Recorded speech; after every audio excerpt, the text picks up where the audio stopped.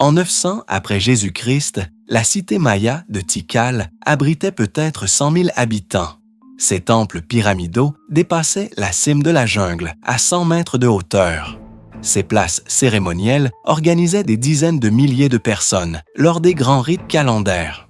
Ces scribes tenaient des registres astronomiques d'une précision que les observatoires européens ne retrouveraient pas avant le XVIIe siècle. Ces marchés distribuaient du cacao, du jade, de l'obsidienne et des textiles sur des réseaux commerciaux couvrant des milliers de kilomètres. En 950 après Jésus-Christ, Tikal était vide, pas conquise, pas brûlée, pas détruite par un tremblement de terre ou une inondation, simplement abandonnée, les palais laissés intacts, les temples encore debout, les rues désertes, la jungle avalant lentement, méthodiquement ce que les hommes avaient bâti sur des siècles, ce qui se produisit dans les basses terres mayas entre 800 et 950 après Jésus-Christ est l'un des effondrements civilisationnels les mieux documentés et les plus débattus de l'histoire humaine. Une région qui abritait au moins 5 millions de personnes, certaines estimations vont jusqu'à 10 millions, se vida de sa population en moins de 2 siècles. Les grandes cités du Sud disparurent les unes après les autres. Palenque, Copan, Quirigua, Caracol, Tikal. Les inscriptions dans la pierre s'arrêtèrent. Les monuments cessèrent d'être érigés. Les cours royales se dissipèrent. Ce n'était pas une catastrophe naturelle, c'était l'effondrement d'un système. Pour mesurer l'ampleur de ce qui disparut, il faut d'abord comprendre l'extraordinaire sophistication de ce qui existait. La civilisation maya classique, qui atteignit son apogée entre 250 et 800 après Jésus-Christ, n'était pas un empire unifié sous une autorité centrale. C'était une constellation de cités-États rivales et interdépendantes, reliées par des réseaux commerciaux, diplomatiques et matrimoniaux d'une complexité remarquable. Tikal et Calakmul étaient les 2 superpuissances de ce monde, 2 cités qui menèrent pendant des siècles une guerre froide géopolitique, cherchant à encercler l'adversaire par un réseau d'alliances et de cités vassales interposées. Copan, dans l'actuel Honduras, était le centre d'excellence en astronomie et en mathématiques. Palenque, dans les collines du Chiapas mexicain, produisit certains des textes hiéroglyphiques les plus sophistiqués et les plus beaux du monde précolombien. Ce système de cités-États fonctionnait grâce à une économie complexe et stratifiée. Au sommet, des dynasties royales, les Ajau, qui légitimaient leur pouvoir par leur connexion aux dieux et leur capacité à orchestrer les rites calendaires qui maintenaient l'ordre cosmique. En dessous, une aristocratie lettrée, les scribes, les astronomes, les architectes, dont les savoirs spécialisés étaient essentiels au fonctionnement de l'État. Plus bas, une vaste paysannerie qui produisait la nourriture sur des systèmes agricoles intensifs d'une ingénierie remarquable. Terrasses sur les pentes, jardins surélevés dans les zones humides, systèmes d'irrigation et de drainage soigneusement entretenus. Les Mayas résolurent le problème de l'alimentation en zone tropicale d'une façon que les agronomes modernes continuent d'étudier avec admiration. Leurs jardins-forêts, des systèmes agroforestiers multi-étagés imitant la structure de la forêt tropicale tout en produisant des aliments à chaque niveau, permettaient une productivité élevée et une résilience face aux variations climatiques saisonnières. Le maïs, les haricots et les courges cultivées en association, la milpa, constituaient un système agricole qui restituait dans le sol une partie des nutriments qu'il prélevait, permettant une production durable sur des générations. Les réseaux commerciaux qui reliaient ces cités étaient d'une sophistication que les archéologues ont mis des décennies à reconstituer entièrement. L'obsidienne, le verre volcanique tranchant utilisé pour les outils et les armes, provenait de sources spécifiques au Guatemala et au Mexique central, et ces éclats se retrouvent dans des fouilles situées à des centaines de kilomètres des volcans qui la produisaient. Le jade, pierre sacrée entre toutes dans la cosmologie maya, symbole de la royauté et de la vie, était extrait dans les vallées du Motagua au Guatemala et travaillé par des artisans spécialisés dont les ateliers ont été identifiés dans plusieurs sites. Le sel des côtes du Yucatan et du Belize était indispensable à la conservation des aliments sur un continent qui ne possédait pas de technique de fumage ou de séchage comparable à celle de l'Europe. Chacune de ces marchandises voyageait sur des centaines de kilomètres, transportées par des porteurs humains. Les Mayas n'utilisaient pas la roue et ne possédaient pas d'animaux de bas dans les basses terres, sur des routes entretenues par l'État et des rivières navigables. Ce commerce interrégional n'était pas un luxe. Il était structurellement nécessaire au fonctionnement de l'ensemble du système. Certaines cités étaient spécialisées dans la production de surplus agricoles, d'autres dans l'artisanat de prestige, d'autres encore dans l'extraction de ressources minérales. La perturbation de ces réseaux commerciaux, par la guerre, par l'insécurité des routes, par l'effondrement d'une cité partenaire, avait des conséquences qui se propageaient à travers tout le système.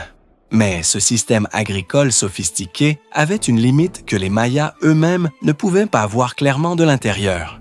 Il était poussé à ses limites absolues par une population en croissance continue dans un environnement tropical dont les sols, sous la pression de l'exploitation intensive, montraient pas des signes croissants d'épuisement.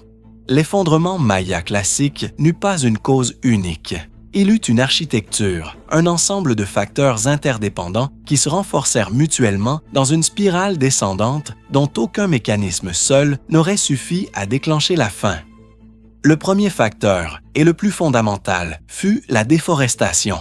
Construire les monuments monumentaux des grandes cités mayas exigeait des quantités colossales de bois de chauffage pour cuire la chaux, le matériau de construction central de l'architecture maya. Les estimations des archéologues suggèrent que la production d'une tonne de chaux nécessitait la combustion d'environ 20 fois son poids en bois. À l'apogée de la période classique, les grandes cités construisaient en permanence temples, palais, stèles, causeways.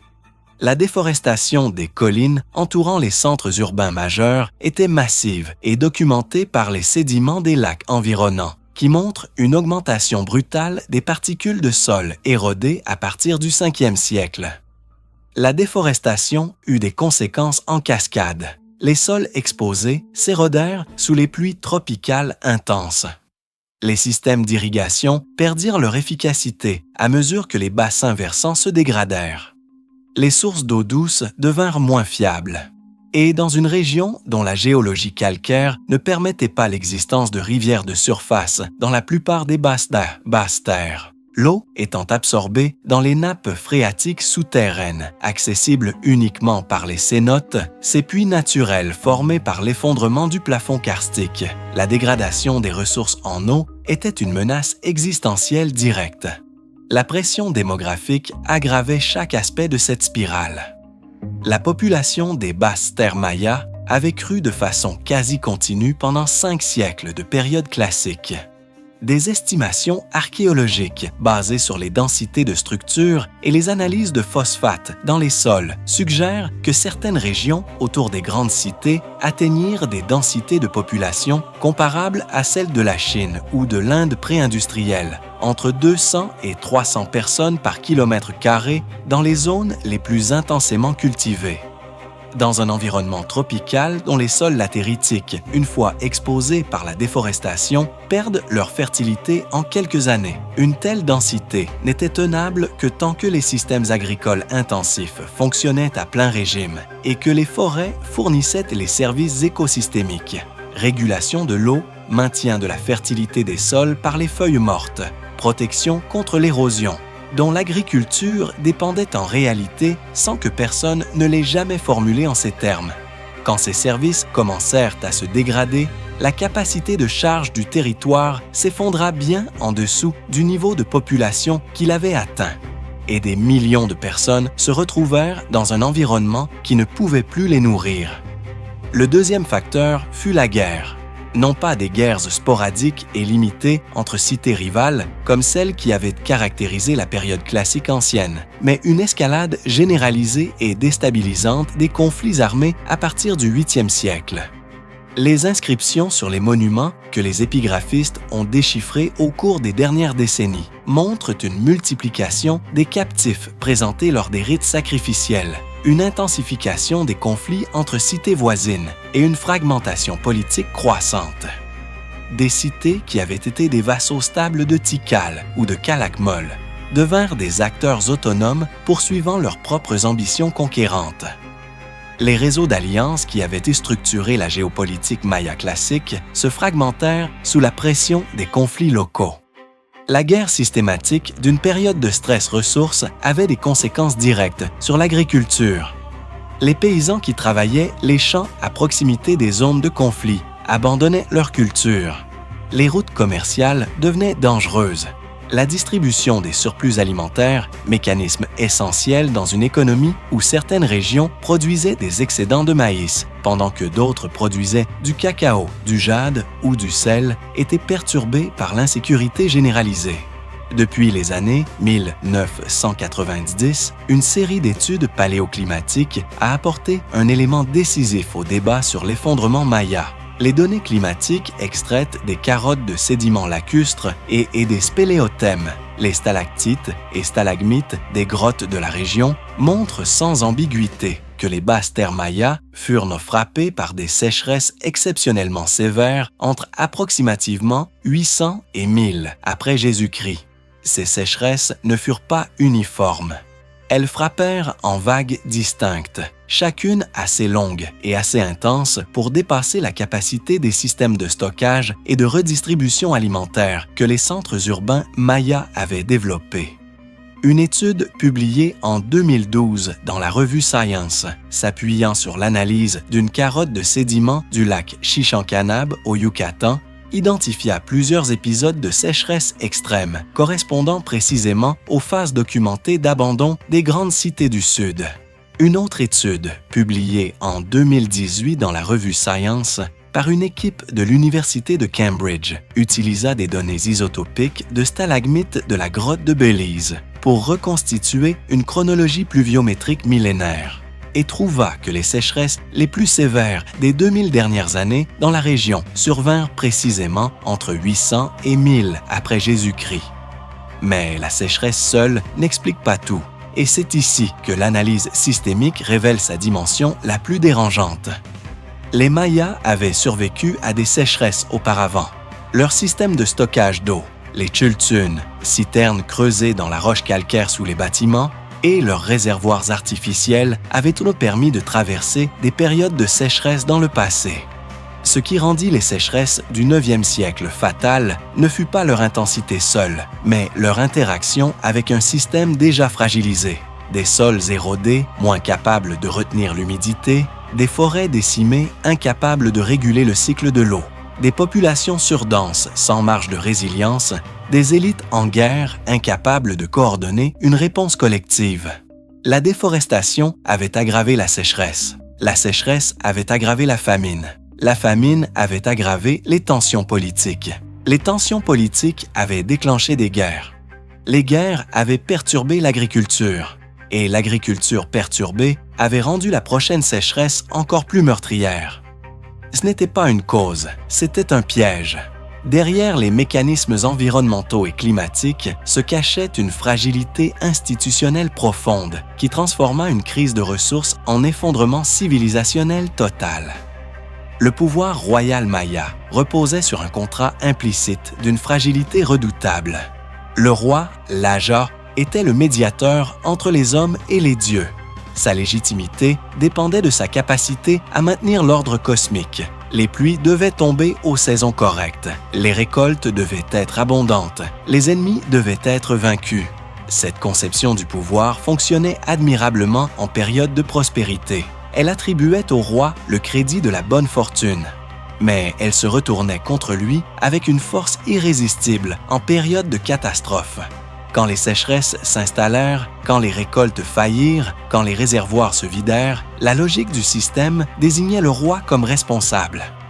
Non pas politiquement, au sens que les sociétés modernes donneraient à ce terme, cosmiquement responsable, incapable de maintenir sa connexion aux dieux, incapable d'accomplir les rites qui maintenaient l'équilibre du monde. Cette logique était impitoyable et sans appel. Elle n'offrait aucune possibilité de justification rationnelle, aucun espace pour expliquer que la sécheresse avait des causes naturelles, indépendantes de la volonté royale. Elle exigeait simplement des résultats. Et quand les résultats ne vinrent pas, la légitimité royale s'effondra.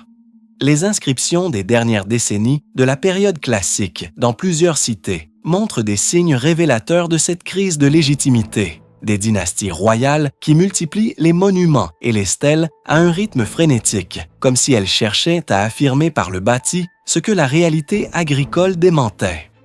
Des titulatures royales qui s'allongent et se complexifient, accumulant des épithètes divins en proportion inverse de la puissance réelle. Des textes qui gomment les défaites militaires ou les réinterprètent en victoires de cosmiques. Les dernières stèles érigées à Tikal datent de 869 après Jésus-Christ. Après cette date, silence.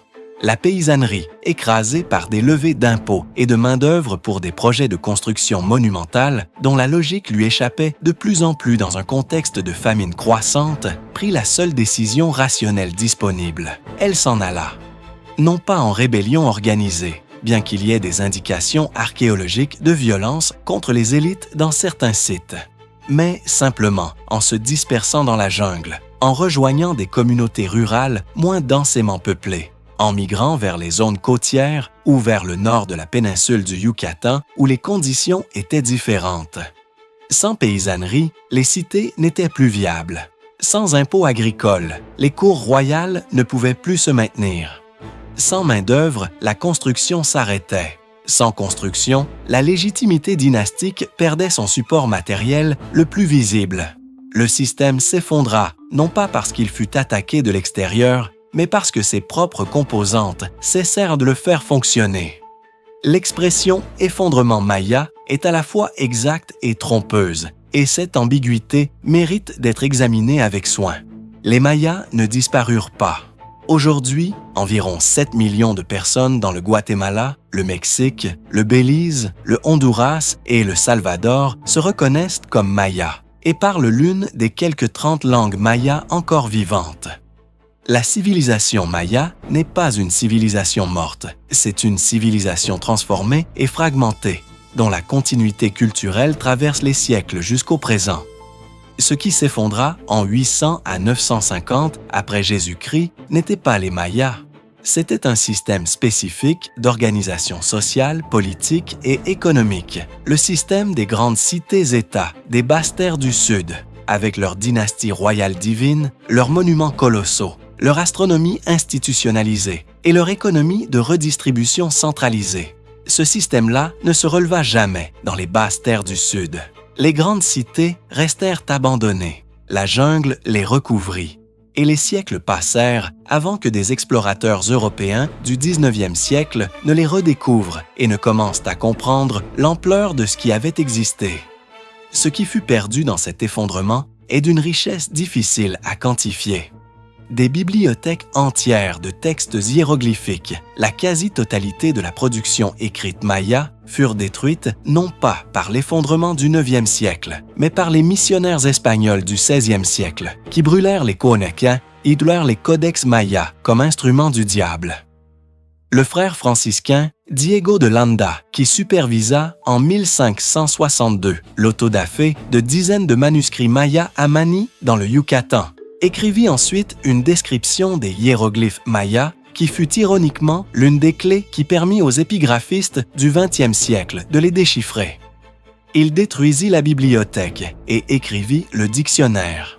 Des savoirs astronomiques accumulés sur des siècles, des tables de prédiction des éclipses, des calculs vénusiens, des cycles calendaires d'une précision stupéfiante disparurent avec les textes qui les portaient. Les quelques codex survivants, 4 manuscrits précolombiens conservés à Dresde, Madrid, Paris et Mexico, représentent probablement moins d'1% de la production écrite maya. Le reste est silence. Tikal fut redécouverte par des explorateurs occidentaux au 19e siècle. Ces temples émergeaient au-dessus de la canopée de la jungle du Pétin guatémaltèque, comme des îles au-dessus d'une mer verte. Les archéologues qui commencèrent à dégager les structures sous les siècles de végétation trouvèrent des palais aux fresques encore partiellement visibles, des citernes encore fonctionnelles, des tombes royales aux objets intacts. Une cité qui avait été abandonnée avec une précipitation suffisante pour laisser derrière elle tout ce qui ne pouvait pas être emporté. Ce que l'effondrement Maya enseigne sur les systèmes complexes est d'une sobriété dérangeante. Les Mayas n'étaient pas ignorants des dangers qui les menaçaient. Leurs astronomes suivaient les cycles climatiques avec une attention minutieuse. Leurs ingénieurs avaient construit des systèmes de gestion de l'eau d'une sophistication remarquable. Leurs administrateurs géraient des réseaux de redistribution alimentaire à l'échelle régionale.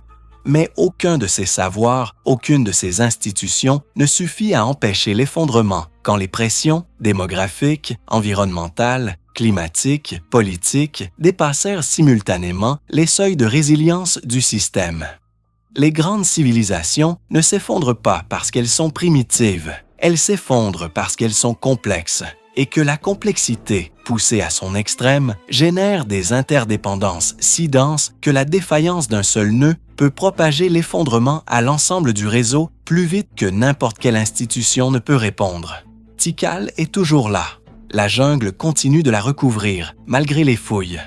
Et dans les carottes de sédiments lacustres de la région, les traces de la déforestation maya, de l'érosion des sols, des sécheresses du 9e siècle sont lisibles comme les pages d'un livre que personne ne voulait écrire.